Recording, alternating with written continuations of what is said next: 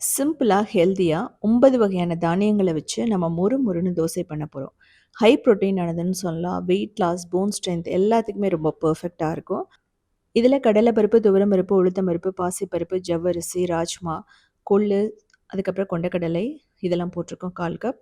இதில 1 கப் இட்லி அரிசி போட்டுட்டு நம்ம நல்லா வாஷ் பண்ணிட்டு, கிட்டத்தட்ட ஒரு 9 மணி நேரம் நம்ம ஊற வைக்கணும். நைட் ஃபுல்லா நீங்க ஊற வச்சுருங்க. இதிலேயே ராகி, கோதுமையிலேருந்து ஆரம்பிச்சு நீங்க எந்த பருப்பு வேணாலும் போடலாம். பச்சை பட்டாணி கூட நீங்க போட்டு பாருங்க. இது நல்லா ஊறிடுச்சு. நம்ம கிரைண்டர்லயோ, மிக்ஸிலயோ போட்டு ஓரளவுக்கு நல்லா ஃபைனாவா நம்ம அரைச்சு எடுத்துக்கணும். ஸோ எப்பவுமே இட்லி, தோசைக்கு அரைக்கிற மாதிரி நீங்க அரைச்சுக்கலாம். இத ஒரு பவுல்ல ட்ரான்ஸ்ஃபர் பண்ணிட்டு தேவையான அளவு உப்பு போட்டுக்கலாம். உப்பு போட்டு நல்லா மிக்ஸ் பண்ணிடுங்க. இத வந்து பார்த்தீங்க அப்படின்னா புளிக்க வைக்கணும். ஸோ பேக்கிங் சோடா, ஈனோ எதுவுமே நான் போடல. ஸோ அது புளிச்சிட்டு இருக்கிற டைமில் சட்னி ரெடி பண்ணலாம். தேங்காய் சட்னிக்கு தேங்காய், இஞ்சி, பொட்டுக்கடலை, உப்பு, பச்சை மிளகாய், புளி எல்லாம் போட்டு அரைச்சு எடுத்துக்கலாம். இப்போ வந்து பார்த்தீங்கன்னா நல்லா ரெடி ஆயிடுச்சு. இதிலேயே இட்லி, தோசை, பணியாரம், ஊத்தப்பம் எல்லாமே ஊத்தலாம். நான் வந்து கொஞ்சமா தண்ணி ஊத்திட்டு, நல்ல மொறு மொறுன்னு தோசை மாதிரி வார்த்தெடுத்துடலாம்.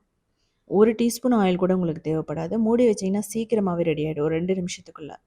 ஸோ சூப்பரா ரொம்ப பெர்ஃபெக்ட்டா ஹெல்தியா ரெடி ஆயிடுச்சு.